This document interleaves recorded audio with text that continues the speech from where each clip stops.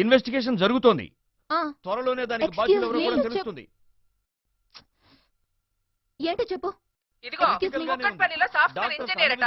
అతనేమో నిన్ను ఆఫీస్ లో కలవాలని ఫోన్ చేస్తుంటే నువ్వేమో ఫోన్ లిఫ్ట్ చేయడం లేదు. అతను చాలా ఫీల్ అవుతున్నాడు. అమ్మా నీ అమ్మ విను. స్టేట్ అంతా గోల. Schools close, offices close, state మొత్తం బంద్. నా బాస్ ఏమో బైక్ కోసం చింతలు తొక్కుతున్నాడు. ఇక్కడ 100 టీవీ ఛానల్స్ మధ్య నేను ఒక చిన్న బైట్ కోసం చస్తున్నాను. నిన్నటి నుంచి స్నానం లేదు, నిద్ర లేదు, కంపు కొడుతున్నానమ్మా. ఆడెవడో కుక్కడపల్లిగాడు నాకు ఫోన్ చేస్తే నేనెత్తలేదని వాడు ఫీల్ అయ్యాడని నువ్వు ఫీల్ అవుతున్నావా? సీఎం చావని, గవర్నమెంట్ పడిపోని, నాకు నా కూతురు పెళ్లే ముఖ్యం. ఆయనే బతికుంటే నాకే కర్మ పట్టేదా?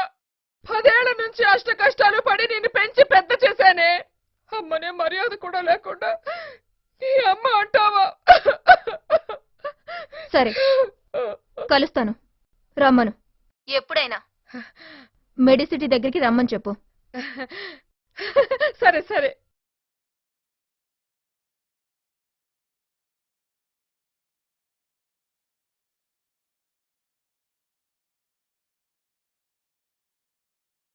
రెండు రోజుల నుంచి ఇంటికి వెళ్ళలేదు. వాడు చావడు బ్రతకడు. బాస్ ఏమో బైట్స్ అని నన్ను చంపేస్తున్నాడు. నా ఈ తుట్టి టేప్ ఇరిగిపోయింది. ఇది చూసి ఏవిఐటి గారు ఇంటర్వ్యూ ఇవ్వదు. సీఎం ఉంటాడు, డ్రైవర్తో తప్ప దిక్కులేదు. కెరీర్ అలా చచ్చింది.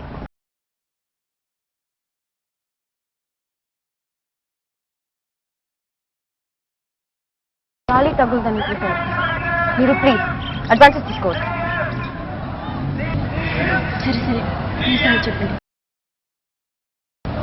పెళ్లి చూసుకుంటారా? ఓకే, నా లవ్ లైఫ్ గురించి చెప్పు.